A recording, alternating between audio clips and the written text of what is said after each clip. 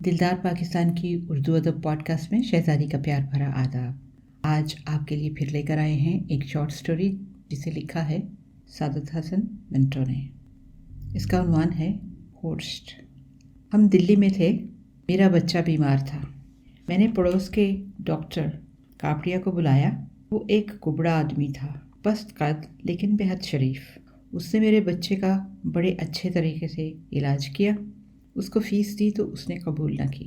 यूँ वो पारसी था, लेकिन बड़ी शुस्ता और रफ्ता उर्दू बोलता था, इसलिए कि वो दिल्ली ही में पैदा हुआ था और तालीम उसने वहीं हासिल की थी। हमारे सामने के फ्लैट में मिस्टर खेश वाला रहता था। ये भी पारसी था। इसी के ज़रिए से हमने डॉक्टर कापड़िया को बुलाया था।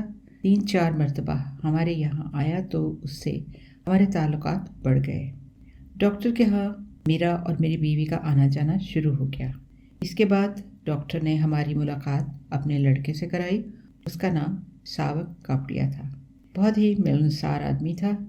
रंग बेहद सर्द, ऐसा लगता था कि उसमें खून है ही नहीं। सिंगर मशीन कंपनी में मुलाजिम था। अलबन 500-600 रुपये माहवार पाता था। बहुत साफ सुथरा रहता था। उसका घर जो हमारे घर से कुछ फासले पर था, बहुत नफासत से सजा हुआ था। मजाल है कि गर्दो गुबार का एक ज़र्रा भी कहीं नजर आए। जब मैं और मेरी बीवी शाम को उनके यहाँ जाते तो वो और उसकी बीवी खुर्शीद, जिसको पारसियों की ज़ुबान में होस्ट कहा जाता था, बड़े तपाक से पेश आते और हमारी खूब खातर तवाज़ो करते। खुर्शीद यानी होस्ट लंबे कद की औरत थी। आम पारसियों की तरह उसकी नाक बदनुमा नहीं थी, लेकिन खूबसूरत भी नहीं। मोटी पकौड़ा सी नाक थी, लेकिन रंग सफ़ेद था, इसलिए गवारा हो गई थी। बाल कटे हुए थे, चेहरा गोल था, खुशपोश थी, इसलिए अच्छी लगती थी। मेरी बीवी से चंद मुलाकातों ही में दोस्ती हो गई।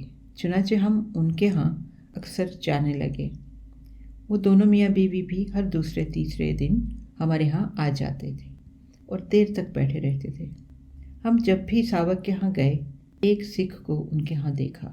ये सिख एक तनुमंद आदमी था। बहुत खुशखल्क सावक ने मुझे बताया कि सरदार जोरावर सिंह इसका बचपन का दोस्त है। दोनों इकट्ठे पढ़ते थे। एक साथ उन्होंने बीए पास किया, लेकिन शक्लो सूरत के एतबार से सरदार जोरावर सिंह सावक के मुकाबले में ज़्यादा मुअम्मर नज़र आता था। सावक शायद खून की कमी की बायस बहुत ही छोटा मालूम होता था। ऐसा लगता था कि उसकी उम्र 18 बरस से ज़्यादा नहीं, लेकिन सरदार जोरावर सिंह 40 के ऊपर मालूम होता था। सरदार जोरावर सिंह कमारा था। जंग का ज़माना था। उसने गवर्नमेंट से कई ठेके ले रखे थे। उसका बाप बहुत पुराना गवर्नमेंट कॉन्ट्रैक्टर था, लेकिन बाप बेटे में बनती नहीं थी। सरदार जोरावर सिंह आज़ाद ख्याल था। वो अपने बाप ही के साथ रहता था, पर वो एक दूसरे से बात नहीं करते थे। अलबत्ता उसकी माँ उससे बहुत प्यार करती थी, जैसे वो छोटा सा बच्चा है। इसकी वजह ये थी कि वो माँ का अकलौता लड़का था। 3 लड़कियाँ थीं। वो अपने घर आबाद हो चुकी थी। अब उसकी ख्वाहिश थी कि वो शादी कर ले और उसके कलेजे को ठंडक पहुंचाए, मगर वो इसके मुतालिक बात करने के लिए तैयार ही नहीं था। मैंने एक दफ़ा उससे दरियाफ्त किया, सरदार साहब अब शादी क्यों नहीं करते? उसने मूंछों के अंदर हंसकर जवाब दिया, करूँगा, इतनी जल्दी क्या है? मैंने पूछा, आपकी उम्र क्या है? उसने कहा, आपका क्या ख्याल है? मेरे ख्याल के मुताबिक आपकी उम्र गालिबन 40 बरस होगी। सरदार जोरावर सिंह मुस्कुराया, आपका अंदाज़ा गलत है। आप फरमाइए, आपकी क्या उम्र है? सरदार जोरावर सिंह फिर मुस्कुराया, मैं आपसे बहुत छोटा हूँ। उम्र के लिहाज से भी मैं अभी परसों 29 अगस्त को 25 बरस का हुआ हूँ। मैंने अपने गलत अंदाजे की माफ़ी चाही, लेकिन आपकी शक्ल सूरत से जहाँ तक मैं समझता हूँ, कोई भी ये नहीं कह सकता कि आपकी उम्र 25 बरस है। सरदार जोरावर सिंह हंसा, मैं सिख हूँ और बड़ा गैर मामूली सिख। ये कहकर उसने गौर से मुझे देखा। मंटो साहब, आप हजामत क्यों नहीं कराते? इतने बड़े बालों से आपको वहशत नहीं होती? मैंने गर्दन पर हाथ फेरा। बाल वाकई बहुत बड़े हुए थे। अलबन 3 महीने हो गए थे जब मैंने बाल कटवाए थे। सरदार जोरावर सिंह ने बात की तो मुझे सर पर एक बोझ सा महसूस हुआ।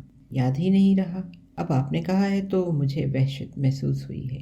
खुदा मालूम मुझे क्यों बाल कटवाने याद नहीं रहते। ये सिलसिला है ही कुछ वाहियात।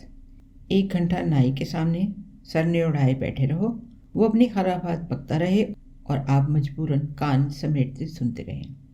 फलां एक्ट्रेस ऐसी है, फलां एक्ट्रेस वैसी है, अमेरिका ने एटम बम ईजाद कर लिया है, रूस के पास उसका बहुत ही तगड़ा जवाब मौजूद है, ये इटली कौन है और वो मुसोलिनी कहाँ गया। मैं अगर इससे कहूँ कि जहन्नम में गया है तो वो ज़रूर पूछता कि साहब कैसे गया, किस रास्ते से गया, कौन से जहन्नम में गया। मेरी इतनी लंबी चौड़ी बात सुनकर सरदार जोरावर सिंह ने अपनी सफ़ेद पगड़ी उतारी। मुझे सख्त हैरत हुई, इसलिए कि वो इसके केस नदारत थे। इनके बजाय हल्के खसखसी बाल थे, लेकिन वो पगड़ी कुछ इस अंदाज से बांधता था कि मालूम होता था कि उसके केस हैं और साबत व सालम हैं। बड़ी सफाई से पगड़ी उतार कर उसने मेरी तपाई पर रखी और मुस्कुराकर कहा, मैं तो इससे बड़े बाल कभी बर्दाश्त नहीं कर सकता। मैंने उसके बालों के मुतालिक कोई बात नहीं की, इसलिए कि मैंने मुनासिब ख्याल ना किया। उसने भी इनके मुतालिक कोई बात न छेड़ी। पगड़ी तपाई पर रख देने के बाद उसने सिर्फ इतना कहा था, मैं तो इससे बड़े बाल कभी बर्दाश्त नहीं कर सकता। इसके बाद उसने गुफ्तगू का मौजू बदल दिया और कहा, मंटो साहब, खुर्शीद के लिए कुछ कीजिए। मैं कुछ ना समझा। कौन खुर्शीद? सरदार जोरावर सिंह ने पगड़ी उठाकर अपने सर पर रख ली। खुर्शीद कापड़िया के लिए। मैं उनकी क्या खिदमत कर सकता हूँ? उसको गाने का बहुत शौक़ है। मुझे मालूम नहीं था कि खुर्शीद गाती है। कैसा गाती है? सरदार जोरावर सिंह ने खुर्शीद की गायकी के बारे में इतनी तारीफ़ की कि मुझे ये सब मोबाल का मालूम हुआ। मंटू साहब बहुत अच्छी आवाज़ पाई है, ख़ुसूसन ठुमरी ऐसी गाती है कि आप वजद में आ जाएंगे। आपको ऐसा मालूम होगा कि खान साहब अब्दुल करीम सुन रहे हैं। लुत्फ़ ये कि खुर्शीद ने किसी की शागिर्दी नहीं की, बस जो मिला है कुदरत से मिला है। आप आज शाम को आइए, मिसेस मंटो भी ज़रूर तशरीफ़ लाएं। मैं खुर्शीद को बुलाऊंगा, आप ज़रा से सुनिएगा। मैंने कहा, ज़रूर ज़रूर, मुझे मालूम नहीं था कि वो गाती हैं। सरदार जोरावर सिंह ने सिफारिश के तौर पर कहा, आप रेडियो स्टेशन में हैं, मैं चाहता हूँ कि खुर्शीद को हर महीने कुछ प्रोग्राम मिल जाया करे। रुपए की उसको कोई ख्वाहिश नहीं है, लेकिन अगर उनको प्रोग्राम मिलेगा तो मुआवजा ज़रूर मिलेगा। गवर्नमेंट उनका मुआवजा किस खाते में डालेगी? ये सुनकर सरदार जोरावर सिंह मुस्कुराया। ठीक है, लेकिन उसे प्रोग्राम ज़रूर दिलवाइएगा। मुझे यकीन है कि सुनने वाले उसे बहुत पसंद करेंगे। इस गुफ्तगू के बाद हम तीसरे रोज़ सावक के यहाँ गए। वो मौजूद नहीं था, लेकिन ड्राइंग रूम में सरदार जोरावर सिंह बैठा सिगरेट पी रहा था। पारसियों में सिगरेट पीना मना है, सिख भी सिगरेट नहीं पीते, लेकिन वो बड़े इत्मीनान और ठाठ से कश पे कश ले रहा था। मैं और मेरी बीवी कमरे में दाखिल हुए तो उसने सिगरेट पीना बंद कर दिया। एस्ट्रे में उसकी गर्दन मरोड़ कर उसने हमें खालिस इस्लामी अंदाज में सलाम किया और कहा, खुर्शीद की तबीयत आज कुछ नासाज है। खुर्शीद कुछ देर के बाद आई तो मैंने महसूस किया कि उसकी तबीयत कतई नासाज नहीं है। मैंने उससे पूछा तो उसने अपने मोटे होठों पर मुस्कुराहट पैदा करके कहा, ज़रा ज़ुकाम था। मगर उसको ज़ुकाम नहीं था। सरदार जोरावर सिंह ने बड़े ज़ोरदार अंदाज में खुर्शीद से उसका हाल पूछा। ज़ुकाम के लिए कम से कम 10 दवाएं तजवीज़ की, 5 डॉक्टरों के हवाले दिए, मगर वो खामोश रही, जैसे वो इस किस्म की बकवास सुनने की आदी है। इतने में खुर्शीद का खावंद सावक कापड़िया आ गया। दफ्तर में काम की ज़्यादती की वजह से उसे देर हो गई थी। मुझसे और मेरी बीवी से उसने माजरत चाही। सरदार जोरावर सिंह से कुछ देर मजाक किया और हमसे चंद मिनट की रुख्सत लेकर अंदर चला गया, इसलिए कि उसे अपनी बच्ची को देखना था। उसकी पहलोठी की बच्ची बहुत प्यारी थी। मियाँ बीवी की बस यही एक औलाद थी। करीबन 1.5 बरस की थी। रंग बाप की तरह जर्द, कुछ नक्श माँ पर थे, बाकी मालूम नहीं किसके थे। बहुत हंसमुख थी। सावक उसको गोद में उठाकर लाया और हमारे पास बैठ गया। उसको अपनी बच्ची से बेहद प्यार था। दफ्तर से वापस आकर वो सारा वक्त उसके साथ खेलता रहता। मेरा ख्याल है करीब करीब हर हफ्ते वो इसके लिए खिलौने लाता था। शीशों वाली बड़ी अलमारी थी जो उन खिलौनों से भरी हुई थी। सरदार जोरावर सिंह के मुतालिक बात छिड़ी तो सावक ने उसकी बहुत तारीफ़ की। उसने मुझसे और मेरी बीवी से कहा, सरदार जोरावर मेरा बहुत पुराना दोस्त है, हम दोनों लंगोटिए हैं। इसके वालिद साहब और मेरे वालिद साहब इसी तरह लंगोटिए थे, दोनों इकट्ठे पढ़ा करते थे। पहली जमात से लेकर अब तक हम दोनों हर रोज़ एक दूसरे से मिलते रहे हैं। बाज़ औक़ात तो मुझे ऐसा महसूस होता है कि हम स्कूल ही में पढ़ रहे हैं।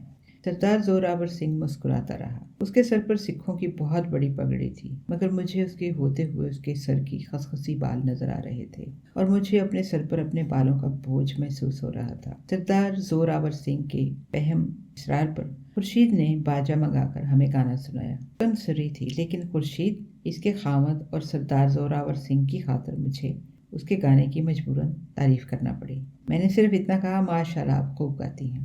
سردار زوراور سنگھ نے بڑے زور سے تالی بجائی اور کہا، خورشید آج تو تم نے کمال کر دیا ہے۔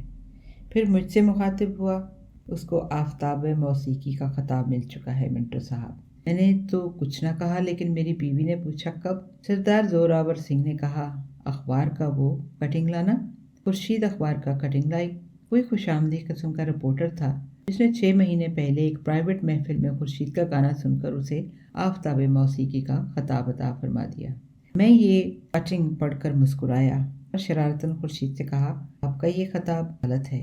سردار زوراور سنگھ نے مجھ سے پوچھا، کیوں؟ میں نے پھر شرارتاً کہا، عورت کے لیے آفتاب نہیں، آفتابہ ہونا چاہیے۔ خورشید صاحبہ، آفتاب موسیقی نہیں، آفتاب موسیقی ہیں۔ میرا مذاق سب کے سر پر سے گزر گیا۔ میں نے خدا کا شکر کیا، کیونکہ یہ مذاق کرنے کے بعد میں نے فوراً ہی سوچا تھا کہ اور کوئی نہیں تو سردار زوراور سنگھ ضرور اس کو سمجھ جائے گا، مگر وہ مسکرایا۔ یہ اخبار والے ہمیشہ غلط زبان لکھتے ہیں، آفتاب کی جگہ آفتابہ ہونا چاہیے تھا۔ آپ بالکل صحیح فرماتے ہیں۔ میں نے اور کچھ نہ کہا، اس لیے کہ مجھے احساس تھا کہ کہیں میرا مذاق فاش نہ ہو جائے۔ سابق کچھ اور ہی خیالات میں غرق تھا۔ اس کو سردار زوراور سنگھ کی دوستی کے واقعات یاد آ رہے تھے۔ مسٹر منٹو ایسا دوست مجھے کبھی نہیں ملے گا۔ اس نے ہمیشہ میری مدد کی ہے، ہمیشہ میرے ساتھ انتہائی خلوص برتا ہے۔ پچھلے دنوں میں ہسپتال میں بیمار تھا، اس نے نرسوں سے بڑھ کر میری خدمت کی، میرے گھر بار کا خیال رکھا۔ خورشید اکیلی گھبرا جاتی، مگر اس نے ہر طرح اس کی دلجوئی کی۔ میری بچی کو گھنٹوں کھلاتا رہا۔ اس کے علاوہ میرے پاس بیٹھ کر کئی اخبار پڑھ کر سناتا رہا۔ میں اس کا شکریہ ادا نہیں کر سکتا۔ یہ سن کر سردار زوراور سنگھ مسکرایا اور خورشید سے مخاطب ہوا، خورشید آج تمہارا خاوند بہت سینٹیمنٹل ہو رہا ہے۔ میں نے کیا کیا تھا جو یہ میری اتنی تعریف کر رہا ہے؟ سابق نے کہا، بکواس نہ کرو، تمہاری تعریف میں کر ہی نہیں سکتا۔ میں صرف اتنا کہہ سکتا ہوں کہ تمہاری دوستی پر مجھے ناز ہے اور ہمیشہ رہے گا۔ بچپن سے لے کر اب تک تم ایک سے رہے ہو، میرے ساتھ تمہارے سلوک میں کبھی فرق نہیں آیا۔ میں نے سردار زوراور سنگھ کی طرف دیکھا۔ وہ یہ تعریفی کلمات یوں سن رہا تھا جیسے ریڈیو سے خبریں۔ جب سابق بول چکا تو اس نے مجھ سے پوچھا، تو خورشید کو پروگرام مل جائیں گے نا؟ میں نے چونک کر جواب دیا، جی میں کوشش کروں گا۔ سردار زوراور سنگھ نے ذرا حیرت سے کہا، کوشش؟ یعنی ان کے لیے پروگرام حاصل کرنے کے لیے آپ کو کوشش کرنی پڑے گی؟ آپ بھی کمال کرتے ہیں۔ کل صبح ان کو اپنے ساتھ لے جائیے۔ میرا خیال ہے ان کا گانا سنتے ہی میوزک ڈائریکٹر اسی مہینے میں ان کو کم از کم 2 پروگرام دے دے گا۔ میں نے اس کی دل شکنی مناسب نہ سمجھی اور کہا، یقیناً۔ لیکن خورشید نے سردار زوراور سے کہا، میں صبح نہیں جا سکتی، بیبی صبح کو میرے بغیر گھر میں نہیں رہ سکتی، دوپہر کو البتہ جا سکتی ہوں۔ سردار زوراور سنگھ مجھ سے مخاطب ہوا، منٹو صاحب واقعی بچی اس کو صبح بہت تنگ کرتی ہے، میں کسی روز خورشید کو دوپہر کے وقت ریڈیو اسٹیشن لے آؤں گا۔ خورشید کو دوپہر کے وقت ریڈیو اسٹیشن لانے کی نوبت نہ آئی، کیونکہ میں نے دوسرے روز ہی ایک دم ارادہ کیا کہ میں دلی چھوڑ کر بمبئی چلا جاؤں گا۔ چنانچہ میں اس سے اگلے دن استعفیٰ دے کر بمبئی روانہ ہو گیا۔